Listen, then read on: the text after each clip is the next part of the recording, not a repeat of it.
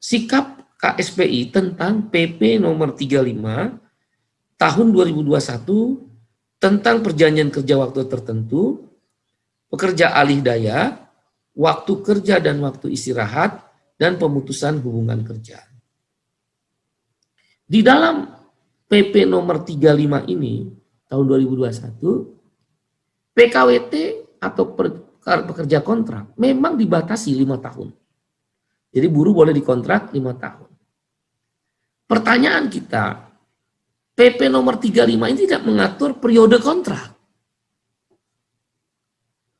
Di dalam Undang-Undang nomor 13 2003 yang lalu, selain mengatur batas kontrak, juga mengatur periode kontrak. 3 periode maksimal kontrak waktunya 5 tahun.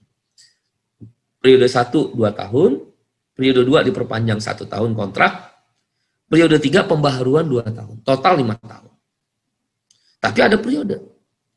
Di dalam PP nomor 35 ini tidak ada periode. Akhirnya apa yang akan terjadi?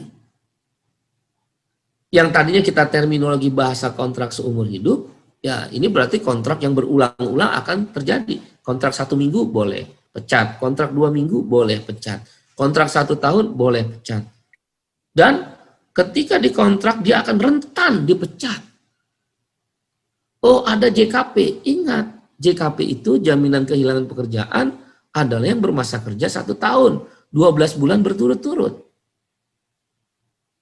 Jadi JKP ini seolah-olah ingin ditawarkan oleh menteri mewakili pemerintah melindungi buruh kontrak. Jika dijalankan di lapangan nggak bisa jalan. Karena apa? Tidak ada periode kontrak. Itu yang jadi masalah. Yang kedua, di dalam Undang-Undang nomor 13 tahun 2003, dulu kontrak itu kalau seseorang dipecat atau di PHK oleh perusahaan, apakah itu jurnalis, buruh pabrik, buruh bank, dan lain sebagainya, pokoknya buruh, pekerja, karyawan, pegawai, kalau dia dipecat yang dikontrak itu, baik termasuk BUMN, dan masa kontraknya belum habis, maka sisa kontraknya, ketika dia dipecat, sisa kontrak dibayar. Bisa katakan dikontrak 12 bulan. Dipecat atau di PHK 6 bulan baru kerja. Maka sisa kontrak kan 6 bulan. Berarti PKWT atau karyawan kontrak dapat uangnya 6 bulan kali upah minimum yang berlaku di masing-masing daerah. Minimalnya. 6 bulan upah. Tetapi dengan PP nomor 35 menjadi bentuknya kompensasi. Termasuk JKP kalau dia 12 bulan berturut-turut. Pertanyaannya berapa nilai kompensasi? Pasti lebih rendah daripada sisa kontrak yang diatur dalam undang-undang sebelumnya, yaitu Undang-Undang nomor 13. Dengan kata lain, buruh dirugikan dengan kompensasi yang digunakan dalam PP nomor 35 dibandingkan undang-undang sebelumnya, istilahnya adalah mengganti atau membayar sisa kontrak. Tuh yang kita soroti. Jadi yang pertama dirugikan, tidak ada periode kontrak sehingga kontrak berulang-ulang. Kemudian yang kedua, kompensasi karyawan kontrak yang dipotong di tengah jalan lebih rendah dibandingkan wajib membayar sisa kontrak yang diatur di dalam undang-undang yang lama. Tentang pekerja alih daya, ini lebih parah lagi. Di dalam PP nomor 35 itu di bawah semua jenis pekerjaan boleh. Tidak lagi dibedakan kegiatan pokok dan kegiatan penunjang. Kegiatan pokok di undang-undang yang lama, Undang-Undang nomor 13, tidak boleh menggunakan karyawan outsourcing. Tetapi di PP nomor 35, termasuk di Undang-Undang Cipta Kerjanya, klaster ketenaga kerjaan, kegiatan pokok dan kegiatan penunjang boleh menggunakan outsourcing. Bahkan semua jenis pekerjaan. Ini dalam bahasa Gerakan Buruh Internasional, bahkan dalam ILO Convention, itu menyebutnya modern slavery, perbudakan zaman modern. Kita boleh berdiskusi, berdebat apapun. Dunia mengistilahkan itu. Modern slavery. Perbudakan zaman modern bentuknya adalah precarious work kalau bahasa internasionalnya. Atau ada juga yang menyebutnya casual workers. Itu ILO menggunakan dua terminologi itu. Precarious work atau casual workers. Nah, kalau di Indonesia kita kenal dengan outsourcing workers, pekerja outsourcing. Bayangkan, sekarang mereka, baik kegiatan pokok dan kegiatan penunjang, semua jenis pekerjaan boleh menggunakan outsourcing melalui agen.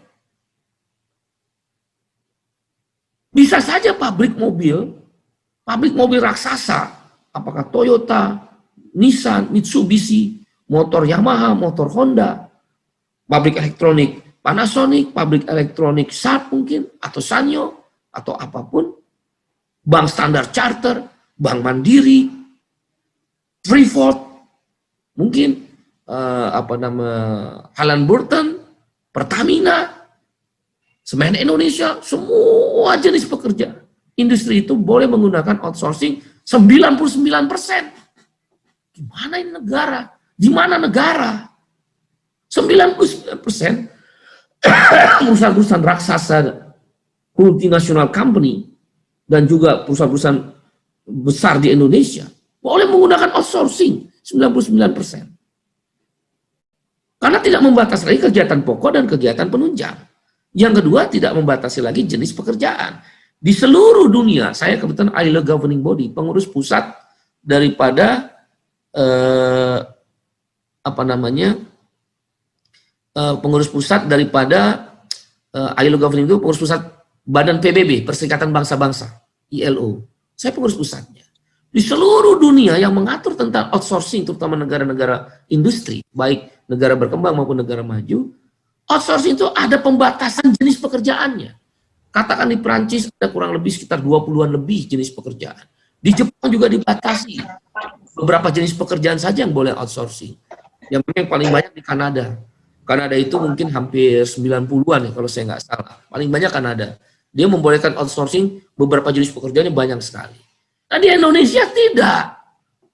Sudahlah law enforcement-nya lemah, penegakan aturannya lemah. Sekarang dia kemudian menggunakan pembebasan terhadap semua jenis pekerjaan, baik kegiatan pokok maupun kegiatan penunjang. Bisa saja mobil perusahaan yang saya sebut-sebut raksasa tadi, atau multinational company, dia akan menggunakan outsourcing. Saudara, kawan-kawan media tolong bantu kita, anak-anak kita, saudara-saudara kita, bahkan kita sendiri yang masih muda-muda. Masa depannya gimana? Kalau melalui agen kan kawan-kawan tahu, bisa Karang Taruna bikin koperasi, bisa sekelompok orang bikin koperasi, bisa bikin CP asal-asalan, bahkan oknum-oknum manajemen di perusahaan-perusahaan raksasa, maaf deh, coba periksa PLN, periksa itu Pertamina, siapa pengelola outsourcingnya, tolong periksa, siapa itu pengelola outsourcingnya. Mereka bikin koperasi-koperasi atas nama koperasi milik orang-orang banyak, padahal enggak. Kita suruh kerja melalui koperasi, melalui Karang Taruna yang bikin koperasi, melalui sekelompok orang yang di daerah-daerah, penguasa-penguasa kecil di daerah-daerah. Ini Indonesia bukan Jakarta. Indonesia itu pelosok-pelosok negeri. Pabrik-pabrik kan banyak juga di pelosok-pelosok. Sekali masuk, kan teman-teman media tahu sendiri. Ada yang 2 juta dimintain uangnya, ada yang 4 juta. Di kontrak misal 2 bulan. Katakanlah gajinya 8 juta, 4 juta kali 2 bulan. Dia minta potongan di awal, belum masuk aja udah 4 juta si agen outsourcing. Terus berarti 4 juta 2 bulan kerja. Ini kan kerja rodi, itu yang disebut modern slavery. Tolong bantu kita ngelawan ini. Masa depan anak-anak kita. Masa depan kita sendiri yang orang-orang muda. Saya sih udah tua. Ini yang muda, yang masih umur 20 tahun, jurnalis-jurnalis yang umur 25 sampai 40, kan masih muda, produktif. Masa melalui outsourcing sih? Udahlah nanti upahnya murah, kontraknya bisa berulang-ulang karena nggak ada periode, dan disuruh kerja melalui outsourcing. Kita kerja di PT A, kita pegawainya koperasi. Gimana itu? Kita bekerja di PT B, tapi kita pegawainya CP, CPX. Aduh, negara lalai. Mudah-mudahan nih MK, kami udah baca keputusan MK tentang outsourcing berpihak pada buruh tuh. Gak boleh negara lalai. Ya, itu tentang outsourcing. Begitu pula tentang istirahat panjang. Kalau di dalam undang-undang yang lama, istilah istirahat panjang atau cuti panjang, itu jelas 6 bulan. Setelah bekerja 6 tahun, setelah bekerja 6 tahun, dia dapat cuti 3 bulan. Bahkan dapat upah selama dia cuti 3 bulan. Tapi kan di dalam PP nomor 35 ini, frasanya, kalimatnya dirubah, dapat diberikan, dan berapa bulan, dan setelah bekerja berapa tahun, tidak ada. Itu pun harus berunding dengan pengusaha. Mana ada pengusaha yang mau memberikan istirahat panjang 3 bulan. Setelah orang kerja 6 tahun. Mana ada. Dan sepanjang pengusaha tidak setuju, ya tidak dapat istirahat panjang. Ini adalah beberapa aturan yang dipakai oleh negara-negara industri maju. Termasuk beberapa negara industri yang menuju kepada middle income country. Menengah ya. Tujuannya apa? Ya kalau negara maju bahkan setiap tahun. Kalau dia musim semi, kan libur tuh 3 bulan. Karena faktor cuaca oke lah. Kalau kita, kalau diserahkan pada mekanisme berunding dengan pengusaha, pasti pengusaha nggak mau. Ya sama aja menghilangkan istirahat panjang. Apalagi frase dalam PP nomor 35 dapat diberikan. Kemudian yang kita soroti lagi dari PP nomor 35 ini adalah pesangon. Kawan-kawan baca lah. Kita nolak ya Omnibus Law Cipta Kerja. Andaikan ikutilah kalimat pasal pesangon di Undang-Undang Cipta Kerja. Di situ jelas bahasanya. Pemberian nilai pesangon ada 2 ya kalau di Cipta Kerja. Uang pesangonnya sendiri dan uang penghargaan masa kerja. Di situ jelas bahasanya. Coba baca sekali lagi dari Menteri Tenaga Kerja. Baca nggak sih? Jangan-jangan asal tanda tangan.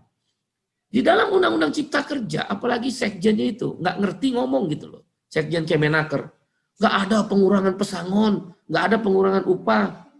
Tuan yang terhormat, tuan birokrat yang terhormat, baca dulu undang-undangnya. Baru ngomong. Undang-undangnya jelas mengatakan tentang pesangon. Untuk pemberian uang pesangon dan uang penghargaan masa kerja. Di situ dikatakan sesuai ketentuan. Kalau bahasa hukum sesuai ketentuan, tidak lebih, tidak kurang. Kalau undang-undang yang lama nomor 13 itu bahasanya sekurang-kurangnya. Jadi kalau lebih boleh kesepakatan. Kalau kurang nggak boleh. Nah ini bahasa Undang-Undang Cipta Kerja lebih saklek lagi, lebih rigid. Sesuai ketentuan. Artinya kalau dia lebih, boleh nggak? Boleh aja kesepakatan. Kalau kurang boleh nggak? Nggak boleh. Kan sesuai ketentuan. Nah sekarang di PP nomor 35 dikurangin lagi. Adalah diberikan misal pesangon 0,5% untuk PHK karena alasan perusahaan tutup. Yang disebabkan perusahaan mengalami kerugian. Ukuran rugi apa? Kami banyak menangani kasus, makanya menteri itu turun ke bawah. Sehingga paham persoalan di lapangan itu apa. Perusahaan tutup di perusahaan-perusahaan multinational company, perusahaan-perusahaan raksasa, itu adalah atas keputusan prinsipal. Boleh jadi di Indonesia tetap untung, tapi karena mereka melakukan restrukturisasi dalam bisnisnya atau model bisnisnya berubah, maka kemudian ditutup di satu negara itu, misal termasuk di Indonesia. Saya ambil contoh Toshiba.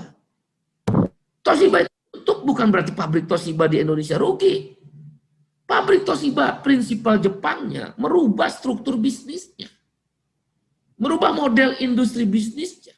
Jadi mereka mulai memetakan, oh bisnis home appliance di Cina, bisnis katakan energi misal di Jepang, dan seterusnya dan seterusnya. Nah Indonesia dianggap aturan-aturannya bukan karena rugi Toshibanya. Aturan-aturannya dianggap oleh Toshiba pada waktu itu tidak menguntungkan prinsipal Toshiba, ditutup. Masa dikasih 0,5%? Padahal perusahaan itu untung. Aduh. Yang kita tolak. Apalagi bahasa undang-undangnya jelas. Sesuai ketentuan. Begitu pula misal tentang 0,75% untuk PHK karena alasan keadaan memaksa force majeure yang tidak mengakibatkan perusahaan tutup. Force majeure itu apa? Saya ambil contoh perusahaan tekstil. Kami menangani perusahaan tekstil garment. SPN itu anggotanya KSPI. Banyak sekali perusahaan-perusahaan raksasa. Di Tangerang misalnya, ditutup satu perusahaan yang jumlahnya 8.000 karyawan. Kemudian, ributlah si pemilik perusahaan. Apa itu post major? Perusahaan untung, gara-gara pemilik perusahaan ribut, kemudian post major. Dari mana mendiskusikan post major itu? Atau, kan kebanyakan perusahaan tekstil, garment, sepatu, itu tergantung buyer. Kalau yang jumlah karyawannya besar-besar itu. Si buyer ini, misal katakanlah Adidas, Puma, Nike, dia kan memberi slot sekian, jatah 1 tahun buat Indonesia. Nah kemudian si Adidas, Puma, Nike, atau katakan H&M di teks garmentnya, atau Toray, Uniqlo, mereka kemudian mengurangi daripada ordernya. Apakah itu disebut post major? Perusahaan tetap untung nggak? Pasti untung, karena setiap pieces sepatu, setiap pieces baju yang dipesan, itu sudah menghitung upah buruh, upah buruh, biaya produksi, biaya upah buruh, biaya produksi, biaya material, dan sebagainya. Dan si pengusaha pasti untung, karena ada slot keuntungan misal X%. Nggak mungkin keuntungan X% untuk membayar gaji karyawan, karena gaji karyawan per bisnisnya sudah dihitung oleh si buyer. Menteri ngerti nggak yang kayak begini? Ini berbahaya sekali masa depan anak-anak kita dan buruh-buruh Indonesia yang sedang bekerja. Oh, Bung Iqbal jangan memperhatikan buruh yang sedang bekerja. Justru kami KSPI bersama serikat buruh lain sedang memperjuangkan kalau ada anak-anak kita, saudara-saudara kita, siapapun generasi bangsa kita masuk dalam pasar kerja, dia harus dilindungi. Itu tujuan kami melawan penolakan Omnibus Law. Jadi bukan mikirin orang yang kerja aja. Orang yang masuk pasar kerja pun justru kami pikirkan. Tentang persoalan lapangan kerja, bukan karena Omnibus Law kok. Nggak ada satu negara pun gara-gara Omnibus Law, lapangan kerja terbuka. Nggak ada.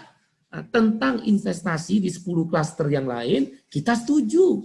Makanya kita mendukung Pak Presiden Jokowi, persoalan tentang memotong birokrasi, jalur birokrasi yang menghambat, memperbaiki iklim investasi, kemudian tentang mengurus perizinan investasi dipercepat, kita setuju. Ya kita nggak setuju kenapa kamu kurangin hak-hak buruh, di mana negara perintah Undang-Undang Dasar 1945 jelas meminta lindungi buruh rakyat. Itu KSPI dan KSPSI, AGN dan serikat buruh yang lain itu berdiri di situ. Tolong bantu. Ini berbahaya sekali pesangon dipotong-potong begini, udahlah dipotong di Undang-Undang Cipta Kerjanya, ulangin lagi. Nah itu tentang PP nomor 35, saya ulangin, yang kita persoalkan adalah kontrak tidak ada periodenya, sehingga bisa berulang-ulang, walaupun sudah ada batas waktunya.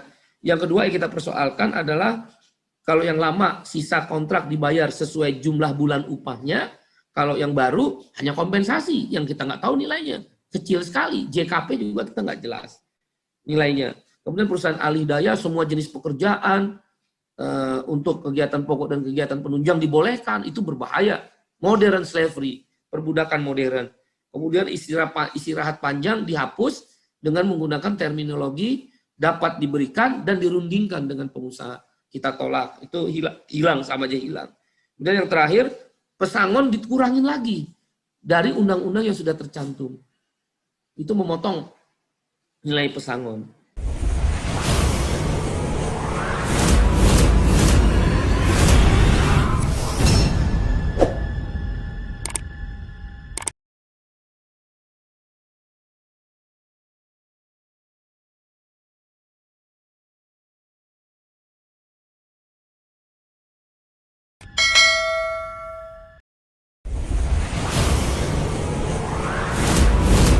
Demikian kabar buruh hari ini. Mohon like, subscribe, komen, dan share-nya ya teman-teman, agar suara buruh didengar seantero negeri ini. TV-nya buruh, TV-nya kaum buruh.